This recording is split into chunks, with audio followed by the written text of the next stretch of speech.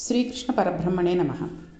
ఈరోజు భాగవతంలో మనం శ్రీకృష్ణుని మహిమ నారదుడి యందు ఉండడం గురించి తెలుసుకుందాం. ఏ రకంగా ఉంది ఆయనకి నారద మహర్షి మీద అనే విషయాన్ని తెలుసుకుందాం. అసలు నారద మహర్షి అన్ని లోకాలని తిరుగుతూ ఉంటారు. అలా తిరుగుతున్నప్పుడు ఆయనతో ఎవరో నారద, కృష్ణుడు 16,000 మందిని పెళ్లి చేసుకున్నప్పుడు నీవు వెళ్ళావా అని అడిగారు. అప్పుడు ఆయన 16,000 మందిని ఎన్ని రోజులు పెళ్లి చేసుకున్నాడు అని అడిగాడు.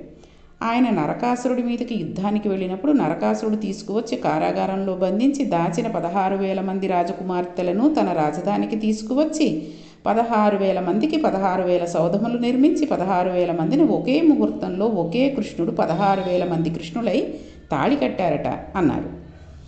ఈ మాటలు విని నారదుడు ఆశ్చర్యపోయాడు. 16,000 మంది కాంతలకు 16,000 మంది కృష్ణుడు తాళి కట్టారా? ఇదెలా జరిగింది అన్నాడు. అనగానే అంతటి జ్ఞాని ఎటువంటి మోహానికి గురయ్యాడో చూడండి. తాళి అయితే కట్టాడు, మరి సంసారం ఎలా చేస్తూ ఉంటాడు అనుకున్నాడు. ఆయనకి మనసులో చాలా ఆలోచనలు వచ్చేసాయి. అసలు కృష్ణుడు ఇంతమందితో సంసారం ఎలా చేస్తున్నాడో చూసి వద్దామని కృష్ణుడి దగ్గరికి బయలుదేరాడు. ఏదైనా ఓ విషయం జరిగింది అనగానే సందేహాలు బోళ్ళు వచ్చేస్తూ ఉంటాయి. మనసులో ఏవో ఆలోచనలు వచ్చేసి అనేక రకాలుగా ఊహించేసుకుంటూ ఉంటాం కదండి. ఆ రకంగానే నారదుడు కూడా ఇప్పుడు ఊహించుకున్నాడు. ఆయన బయలుదేరి భూలోకానికి వచ్చాడు. ద్వారకా నగరంలోకి ప్రవేశించాడు. ద్వారకా నగరం పరమ రమణీయంగా ఉంది. ఆ నగరంలోని ఒక ఇంట్లోకి వెళ్ళాడు. అది కృష్ణ పరమాత్మ వివాహం చేసుకున్న 16,000 మంది స్త్రీలలో ఒక స్త్రీ గృహం. ఆవిడ తామర పువ్వు వంటి తన చేతితో వింజామర చేత పట్టి కృష్ణ భగవానునికి విసురుతోంది. ఆయన పాదముల వద్ద నుండి ఆయన తల వరకు గాలి తగిలేటట్టు ఎంతో అందంగా విసురుతోంది. ఆవిడ మహా సౌందర్య రాశి అయి ఉన్నది. నారదుడు చూశాడు. ఇక్కడ భార్య చేత సేవలు పొందుతున్నాడు అనుకుని వెళ్ళిపోదామని ఒకసారి లోపలికి వెళ్ళి చూసి వెనక్కి వెళ్ళిపోబోతున్నాడు. అటు తిరిగి కూర్చొని అందుకుంటున్నవాడు వెనక కన్ను లేకుండానే ఇతనిని గమనించాడు కృష్ణుడు. వెంటనే తాను కూర్చున్న ఆసనం దిగి నారదునికి ఎదురు వచ్చి, అలా వెళ్ళిపోతున్నారే నారద, లోపలికి రండి అన్నాడు. అయ్యో మహర్షి, మీలాంటి వారు రావడం ఎంత అదృష్టం. వచ్చి అలా వెళ్ళిపోతున్నారేంటి? రండి రండి అని నారదుని తన 2 చేతులు పట్టుకుని తన వైపు తిప్పుకుని తన కిరీటం వెళ్ళి నారదుని పాదములకు తగిలేటట్టుగా సాష్టాంగ నమస్కారం చేసి, మీ వంటి మహాజ్ఞాని మా ఇంటికి ఇలా ఎలా వస్తారు? రండి రండి అని తాను కూర్చునే సింహాసనం మీద ఆయనను కూర్చోబెట్టాడు. బంగారు పళ్ళం తీసుకురమ్మని భార్యకు చెప్పి బంగారు పళ్ళమును ఆయన పాదముల కింద పెట్టి భార్య నీళ్లు పోస్తూ ఉంటే నారదుని కాళ్ళు కడిగి, సమస్త తీర్థముల పవిత్రత మీ పాదరేణువులలో ఉంది అని చెప్పి పాదములు కడిగి నీటిని తన శిరస్సును చల్లుకొని తన భార్య శిరస్సును ప్రోక్షించి ఒక మాట అడిగాడు. నారద, ఏమిటి మీరు వచ్చి ఇలా నన్ను చూసి వెళ్ళిపోతున్నారేమిటి? నాదొక్క కోరిక. మీరు ఒకవేళ నాతో ఏదైనా పని ఉండి వచ్చారా? మీరు ఏ పని చెప్పినా ఆ పనిని అవదలదాల్చి చేయడానికి ఈ సేవకుడు మీ దగ్గర ఎప్పుడూ సిద్ధంగా ఉంటాడు అన్నాడు. అప్పుడు నారదుడు, కృష్ణ మహానుభావ, దామోదర, నీవు భక్తుల పాలిట సర్వకాలముల యందు కల్పవృక్షము వంటి వాడివి. దుష్టజనులను నిగ్రహించడానికి నీవు ఇటువంటి అవతారాలను స్వీకరిస్తావు. ఏ నీ పదసేవ చేయాలని బ్రహ్మాది దేవతలు కోరుకుంటారో అటువంటి నీ పాదపద్మముల యందు నిరంతరము నా మనస్సు వసించి ఉండే వరమును నాకు ఇయ్యవలసింది అని నారదుడు కృష్ణుని అడిగాడు. తర్వాత గడప దాటి బయటకు వచ్చాడు. ఇప్పుడు ఈ ఇంట్లో ఉన్నాడు కాబట్టి పక్క ఇంట్లో ఎలా ఉండగలడు అనుకున్నాడు. అనుకుని మెల్లిగా వెళ్ళి ఆ ఇంట్లోకి తొంగి చూశాడు. ఒక్కొక్క ఇంట్లోకి వెళ్ళి ఇలా తలుపు తీసి చూశాడు. ఒక్క ఇంట్లో ఆయన తూర్పు దిక్కుకు తిరిగి సంధ్యావందనం చేసుకుంటున్నాడు. ఇంకో ఇంట్లో చూసేసరికి అక్కడ ఆయన పురాణం చదువుకుంటున్నాడు. ఇంకో ఇంట్లో కళ్ళు మూసుకుని ధ్యానం చేసుకుంటున్నాడు. ఆయన ఎక్కడా దైవంలా లేడు. ఇది మనం ఇక్కడ గమనించాల్సిన విషయం. ఏ ఇంటికి వెళ్ళినా సంసారి ఎలా ఉంటాడో అలానే ఉన్నాడు. ఒక చోట తన భార్య నగలపెట్టెలోని నగలను అలంకరించుకుంటున్నాడు. ఇంకొక చోటకు వెళ్ళేసరికి బ్రాహ్మణుని పిలిచి ఆవును దానం చేసుకుంటూ కనిపించాడు. ఎక్కడికి వెళ్ళినా సంసారిలాగే కనపడుతున్నాడు. ఎక్కడా పరబ్రహ్మలా లేడు. అన్ని చోట్ల అంతమంది భార్యలతోనూ సంసారం చేసుకుంటున్న వాడిలాగే కనిపించాడు. 16,008 ఇళ్ళు తిరిగాడు నారదుడు. 16,008 ఇళ్లలోనూ ఒక చోట అన్నం తింటున్నాడు, జలకేళి ఆడుతున్నాడు, ఇంకో చోట పిల్లవాడిని కూర్చోబెట్టి పాఠాలు నేర్పుతున్నాడు, ఇంకో చోటకి వెళ్ళేసరికి అక్కడ బలరామకృష్ణులు కూర్చుని మాట్లాడుకుంటున్నారు. ఒక చోట సాంబుడితో ఉన్నాడు, ఒక చోట ప్రద్యుమ్నుడితో ఉన్నాడు, ఇంకో చోట సభలో ఉన్నాడు. ఎక్కడికి వెడితే అక్కడ ఉన్నాడు. అన్నీ చూసి బయటకు వచ్చి అంతఃపురమునందు నిలబడిన నారదుడు అన్నాడు, ఆహా, ఏమి నా ఆశ్చర్యం, ఏమి నా ఆనందం, ఏమి కృష్ణ పరమాత్మ, మహానుభావుడు ఇంతమందితో రమిస్తున్నాడు ఎలా? ఏకకాలమునందు అగ్నిహోత్రము ఎన్ని వస్తువులను కాల్చినా వాటి పవిత్రత కానీ అపవిత్రత కానీ తనకి అంటదు. సూర్యకిరణులు బురద మీద పడినా, శవం మీద పడినా, పువ్వు మీద పడినా, దేవుని బొమ్మ మీద పడినా, దేవాలయంలోని విగ్రహం మీద పడినా, సజ్జనుడి మీద పడినా, దుర్జనుడి మీద పడినా సూర్యునికి అపవిత్రత లేనట్టు ఇన్ని ఇళ్లలో సంసారం చేస్తున్నవాడు సంసారాతీతుడై ఉన్నాడు అని పొంగిపోయి ఆనందంతో వైకుంఠానికి వెళ్ళిపోయాడు. ఇది కృష్ణ పరమాత్మ ఆశ్చర్యకరమైన సంసార రీతి. దీనివల్ల మనకి ఏం తెలుస్తుంది? కృష్ణ పరమాత్మ 16,008 మంది కన్యలను మదము చేత చేసుకున్నవాడు కాదు కదండి, వారిని ఉద్ధరించాలని చేసుకున్నాడు. ఇది కృష్ణ పరమాత్మ వ్యాపకత్వమును విష్ణుతత్వమును ఆవిష్కరిస్తుంది. ఇంతకుముందు మనం తెలుసుకున్నాం 8 మంది భార్యలను చేసుకోవడం అంటే ఏమిటి అన్నది. కాబట్టి కృష్ణుడు చేసిన చేష్టతలు మనం వేలెత్తి చూపించే ప్రయత్నం చేయకూడదు. నారదుడు అంతటి వాడు నమస్కరించి వెనుదిరిగాడు. మనం ఎంతటి వాళ్ళమండి? ఈ లీల విన్న తర్వాత పొంగిపోయి ఎవరు కృష్ణ పరమాత్మకి నమస్కరించి వ్యాపకత్వం ఉన్న స్వామి అంతటా ఉన్నాడని గ్రహించి ఆనందిస్తారో వారికి స్వామి ఒక వరం ఇచ్చారు. చూడండి, భాగవతంలో ప్రతి లీలకి ప్రతి కథకి ఒక వరం స్వామి తనంతట తానుగా ఇచ్చేస్తూ ఉంటాడు.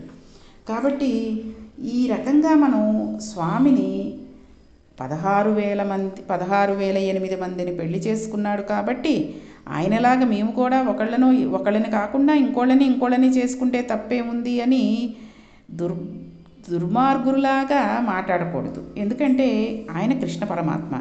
ఆయన చేసుకున్న దానిలో లీల ఏమిటి అన్నది కూడా మనం తెలుసుకున్నాం. ఆయన ఎప్పుడూ కూడా బ్రహ్మచారే, కానీ ఇంతమందిని పెళ్లి చేసుకున్నా ఇంతమందితోటి ఉన్నా కానీ ఆయన ఎప్పుడూ కూడా సంసారిక జీవితాన్ని చెయ్యలేదు. కాబట్టి ఈ లీల విన్న తర్వాత మనకి కృష్ణ పరమాత్మ ఇచ్చిన వరం ఏంటంటే, ఎవరైతే పరమభక్తితో కృష్ణ భగవానుని సంసారంలో నారదుడు చూసే ప్రయత్నం చేసి తాను ఆనందించిన కథా వృత్తాంతమును విని పరమాత్మకు నమస్కరిస్తున్నారో వారి యందు కృష్ణ భక్తి ద్విగుణీకృతమై వారు భగవంతుడిని తొందరగా చేరుకుంటారు. దానితో పాటు ఇహమనందు అపారమైన ధనమును పొంది పశు పుత్ర మిత్ర వనితాముఖ సౌఖ్యములన్నిటినీ అనుభవించగల స్థితిని కృష్ణ పరమాత్మ వారికి కల్పిస్తాడు అని ఆ ఆఖ్యానాన్ని పూర్తి చేశారు. కాబట్టి మనం ఇది విన్నాం కాబట్టి మనకి కూడా ఇటువంటి వరం స్వామి ఇచ్చాడనే ఆనందంతో ఈరోజు ఇంకొక లీలను కూడా తెలుసుకుందాం. అయితే ఇక్కడ ఇది కృష్ణ పరమాత్మ ఈ లీలలో ఎంతవరకు ఆయన పాత్ర ఉంది అన్నది ముందు తెలుసుకుంటాం. ఇప్పుడు మనం తెలుసుకోవాల్సినది ఏంటంటే, భీముడు జరాసంధుని వధించడం గురించి తెలుసుకుందాం. ఒకనాడు కృష్ణ పరమాత్మ నిండు పేరోలగంలో సభ తీర్చి ఉన్నాడు. అప్పుడు ఒక బ్రాహ్మణుడు సభలోకి వచ్చి ఒక మాట చెప్పాడు. అయ్యా, జరాసంధుడు అనే రాజు అనేక మంది రాజులను ఓడించి కారాగారంలో బంధించాడు. వారందరూ కూడా అనేకమైన హింసలు పొందుతున్నారు. కాబట్టి కృష్ణ పరమాత్మ, మీరు త్వరలో విచ్చేసి ఆ జరాసంధుడిని వధించి తొందరలో మరల ఆ రాజులందరికీ కూడా స్వేచ్ఛ కలిగేటట్లు అనుగ్రహించవలసినది అని కోరాడు. ఆ మాటలు విన్న కృష్ణ పరమాత్మ సంతోషించి, తప్పకుండా మేము తొందరలో వచ్చి జరాసంధుడిని వధిస్తాము అని మాట ఇచ్చి, ఆ సందర్భంలో మనం ఏం చేస్తే బాగుంటుందో ఆలోచన చెప్పమని ఉద్ధవుణ్ణి అడిగాడు. ఉద్ధవుణ్ణి అడగడం ఎందుకు? పరమాత్మకు అన్నీ తెలిసిన వాడే ఉంటాడు కదా. కానీ ఈశ్వరుడికి సహకరించిన పుణ్యాన్ని 10 మందికి కట్టబెడతాడు ఆయనకి ఉద్ధవుడు సలహా ఇచ్చాడనుకోండి, ఆ పుణ్యాన్ని ఉద్ధవుడి ఖాతాలో వేసేస్తాడు. అప్పుడు ఉద్ధవుడు అన్నాడు, ఇటువంటి కార్యం చేసే ముందు ఒక పని చేస్తే బాగుంటుంది. ధర్మరాజు గారి చేత రాజసూయ యాగం చేయించి ఆ రాజసూయ యాగం చేసేటప్పుడు 4 దిక్కులా ఉండే రాజుల పీచమనచడానికి 9 పంపవలను కనుక ఆ సందర్భంలో జరాసంధుడిని కూడా వధించి రాజసూయ యాగం చేస్తే బాగుంటుంది. మీరు అలా ఆలోచించండి అన్నాడు. చాలా మంచి ఆలోచన చెప్పావని చెప్పి కృష్ణ పరమాత్మ ఇంద్రప్రస్థానానికి చేరుకున్నాడు. చూడండి, ఇక్కడ ఈయన ఉద్ధవుణ్ణి అడగడం అనేది ఎలా ఉంటుందంటే, మనకి కొంత సాయం కావాలి, డబ్బు సాయమే కావాలనుకోండి, ఏదో అత్యవసరం, పిల్ల పెళ్ళో పిల్లాడికి ఉద్యోగానికో లేకపోతే చదువుకో ఫీజులు కట్టాలో అనారోగ్యానికో కావాలి, చేతిలో చిల్లుగవ్వలేదు. ఆ భగవంతుడిని నమ్ముకున్నాం. అప్పుడు భగవంతుడు స్వయంగా వచ్చి ఇచ్చేయడు కదండి, ఎవరి చేతనో పంపిస్తారు. ఏమండి, ఎప్పుడో మీ నాన్నగారు నాకు ఈ 10,000 రూపాయలు ఇచ్చారు, నేను అప్పటి నుంచి మీకు తిరిగిద్దాం అనుకుంటే నాన్నగారు కాలం చేశారు కాబట్టి మీకు ఇచ్చేస్తున్నానని చెప్పి ఇచ్చేస్తారు. అది భగవంతుడు పంపించిందే. ఆ రకంగానే ఇక్కడ ఉద్ధవుడికి కూడా ఆ అవకాశాన్ని ఇచ్చాడు స్వామి. ధర్మరాజు ఈ విషయం విని ఎంతో సంతోషించాడు. కృష్ణ పరమాత్మకు ఎదురు వచ్చి స్వాగతం పలికాడు. రాజసూయ యాగం చేయడానికి సంకల్పం జరిగింది. వెంటనే ధర్మరాజు గారు తన సోదరులైన భీమ, అర్జున, నకుల, సహదేవులను పిలిచాడు. నలుగురిని 4 దిక్కులకు పంపారు. 4 దిక్కులకు వెళ్ళిన వారు అన్ని దిక్కుల వాళ్ళని ఓడించి తిరిగి వచ్చారు. ధర్మరాజు గారి పేరు చెప్పగానే ఎవరూ వ్యతిరేకించిన వారు లేరు. ధర్మరాజు గారి చక్రవర్తి తత్వాన్ని అంగీకరించం అన్నవాళ్ళు కూడా లేరు. అందరూ సామంతులై కప్పం కట్టడానికి అంగీకరించారు. ఒక్క జరాసంధుడు మాత్రం కప్పం కట్టడానికి అంగీకరించలేదు అని ధర్మరాజు గారికి కబురు వచ్చింది. ఒక్క జరాసంధుడు మాత్రం కప్పం కట్టకుండా ఉన్నాడు అంటే ఏం చెయ్యాలా అని ఆలోచిస్తున్నాడు. అప్పుడు కృష్ణ పరమాత్మ, ధర్మజ, నీవు బెంగ పెట్టుకోవద్దు. జరాసంధుడిని వధించడం కోసమని నేను, అర్జునుడు, భీముడు ముగ్గురం బ్రాహ్మణ రూపాలలో పెడతాం. జరాసంధుడి దగ్గర ఒక మంచి అలవాటు ఉంది. వాడు బ్రాహ్మణులను ఏదైనా అడిగితే లేదనకుండా ఇచ్చేస్తాడు. కాబట్టి బ్రాహ్మణ రూపంలో వెళ్ళి యుద్ధభిక్షను అడుగుతాం. ఇస్తాను అనే తర్వాత వాడు తప్పుకోవడానికి వీలు లేదు. వాడు యుద్ధం చేస్తాడు. యుద్ధంలో జరాసంధుడు మరణిస్తాడు. జరాసంధుడు మరణించిన తర్వాత రాజసూయ యాగం చేద్దాం అన్నారు. పిమ్మట కృష్ణుడు, భీముడు, అర్జునుడు ముగ్గురు బ్రాహ్మణ రూపాలను ధరించి జరాసంధుడు పరిపాలించే మగధ దేశానికి వెళ్ళారు. వారు ముగ్గురు బ్రాహ్మణ రూపములలో కోట బయట నిలబడితే జరాసంధుడు బయటకు వచ్చాడు. వచ్చి మీకేం కావాలి అని అడిగాడు. వాళ్ళు మాకు యుద్ధభిక్ష కావాలి అన్నారు. బ్రాహ్మణులైన వారు యుద్ధభిక్ష కోరుకోవడం ఏమిటని జరాసంధుడు వాడు ముగ్గురిని తేరీపారా చూశాడు. వాడేం తెలివి తక్కువ వాడు కాదు కదండి, కనిపెట్టేశాడు. వచ్చిన వాళ్ళు కృష్ణ భీమార్జులని గుర్తించాడు. అతడు కృష్ణుని చూసి ఒక మాట అన్నాడు.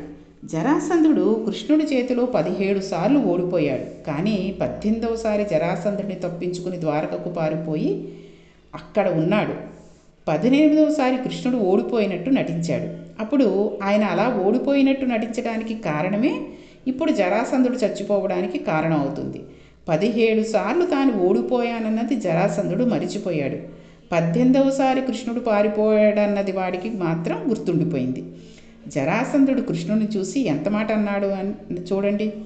ఆయన అన్నాడు, ఏమి వింతయ్యా, నేను యుద్ధానికి వస్తే పారిపోయిన వాడివి ఇవాళ వచ్చి యుద్ధభిక్ష అడుగుతున్నావు. అడగడానికి నీకు సిగ్గు లేకపోవచ్చు, కానీ నీతో యుద్ధం చేయడానికి నేను సిగ్గుపడుతున్నాను.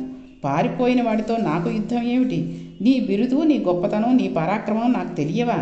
అందుకని నీతో నాకు యుద్ధం ఏమిటి? నీతో నేను యుద్ధం చేయను అని అన్నాడు. ఈశ్వరుని అధిక్షేపించడంలోనే వాడికి మరణం వచ్చేసింది. కృష్ణ, నాతో యుద్ధ భూమిలో నిలబడడం అంటే అంత తేలికైన విషయం కాదు. ముందు నువ్వు పక్కకి వెళ్ళు. అర్జునుడు మంచి బలాపరాక్రమంలో ఉన్నవాడు. గాంధీవం పట్టుకుంటే శత్రువులను ధనుమాడుతాడు. కానీ అతడు నాకంటే చిన్నవాడు. వీనికన్నా పెద్దవాడు భీముడు ఉన్నాడు కదా, అతడు మహాబలవంతుడు, పైగా వాయుపుత్రుడు, నాతో బలానికి సరిపోతాడు అని మిక్కిలి కోపంతో చెయ్యి విసిరి యుద్ధానికి రమ్మనమని అవతల వాళ్ళని లాగడం మొదలుపెట్టాడు. భీమసేనుడు జరాసంధునితో యుద్ధానికి సిద్ధపడ్డాడు. ఇవే అక్కర్లేని ప్రగల్భాలు అంటారు చూసారా, అవే వాళ్ళకి ప్రాణం పోయేటట్టుగా చేస్తూ ఉంటాయి. వెంటనే మల్ల యుద్ధం చేయడానికి వీలుగా ఒకచోట భూమిని సమతలంగా తయారు చేశారు. జరాసంధుడు, భీమసేనుడు ఇద్దరూ మల్ల యుద్ధం మొదలుపెట్టారు. భయంకరమైన యుద్ధం సాగుతోంది. ఇద్దరూ కూడా ఒకరికొకరు తీసిపోని రీతిలో కొట్టుకుంటున్నారు. కొట్టుకోవడంలో ఒకరి మీద ఒకరు గదా ప్రహారం చేసుకుంటున్నారు. ముక్కుల్లోంచి, కళ్ళల్లోంచి, చెవుల్లోంచి నెత్తురు ఓడిపోయి ఇద్దరూ కూడా ఎర్రటి రంగులోకి మారిపోయారు. అలా కొట్టుకుంటున్నారు.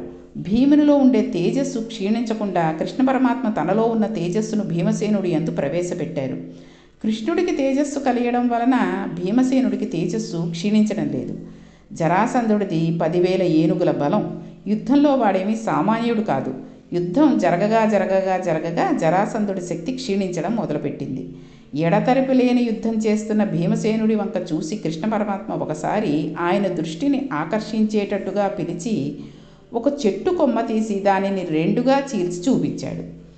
ఆ సంజ్ఞను భీముడు అర్థం చేసుకున్నాడు. అప్పుడు భీముడు జరాసంధుని ఒక కాలును తన 2 కాళ్ళతో తొక్కిపెట్టి రెండవ కాలును పట్టుకుని ఉత్తరించేస్తే శరీరంలో సగభాగం తల వరకు జరాసంధుడి శరీరం 2 భాగాలుగా 2 ఖండాలుగా విడిపోయింది. ఆ రెండిటినీ భీముడు అటూ ఇటూ విసిరేశాడు. ఆ రోజున జరాసంధుడు మరణించాడు. అతని మరణానంతరము కృష్ణుడు అక్కడ ఉన్న రాజులందరినీ విడిపించాడు. ధర్మబద్ధమైన పరిపాలన చేసేవాడు ఎవడు ఉంటాడో వాని యందు నేను సర్వకాలముల యందు ప్రీతిని కలిగి ఉంటాను. అందుకని మీరు ధర్మబద్ధంగా పరిపాలించండి అని చెప్పి ఆ రాజులకు హితోపదేశం చేసి విడిచిపెట్టేశారు. ఆ రాజులందరూ కూడా బయలుదేరి వెళ్ళిపోయారు. జరాసంధుని వద్ద ఉన్న ధన కనక వస్తువాహనములను పట్టుకుని కృష్ణ భీమార్జునులు ఇంద్రప్రస్థానికి చేరుకున్నాడు. అప్పుడు రాజసూయ యాగం చేయడానికి ధర్మరాజు గారు సంకల్పం చేశారు. అయితే ఈ లీలలో కృష్ణుడు ఎక్కువగా ఇందులో ఉండకుండా భీముడి చేత యుద్ధం చేయించడానికి కారణం, భీముడికి ఉన్న బలాన్ని అందరూ గుర్తించవాలి అని కూడా ఉంది. తర్వాత చాలా చోట్ల ఏం చూపిస్తారంటే, ఈయన ఆ చెట్టు కొమ్మని విరిచి 2గా విరవడం చూపించిన తర్వాత జరాసంధుడు మళ్ళీ అతుక్కుపోతూ ఉంటాడని, అప్పుడు కృష్ణుడు కొమ్మని 2 కింద విరిచేసి అటొకటి ఇటొకటి పడేసినందువల్లే భీముడు కూడా అలా ఆ జరాసంధుడి శరీర భాగాలని అలాగా కొట్టేశాడని, పడేశాడని చెప్పి అంటూ ఉంటారు.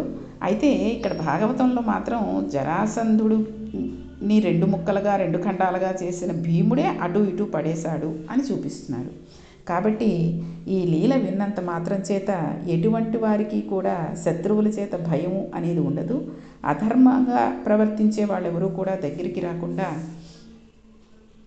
వాళ్ళందరూ కూడా ధర్మంగా మనం ఉన్నంతకాలం కూడా ఎటువంటి అపాయాలు చేయకుండా ఉంటారు. కాబట్టి ఈరోజు ఈ 2 లీలలని తెలుసుకున్న తర్వాత రేపు ఇక ధర్మరాజుకి రాజసూయ యాగం కదండి, రాజసూయ యాగం ఎలా చేశారు, ఏంటి, ఎవరెవరు వచ్చారు అనే విషయాలని రేపటి పారాయణంలో తెలుసుకుందాం.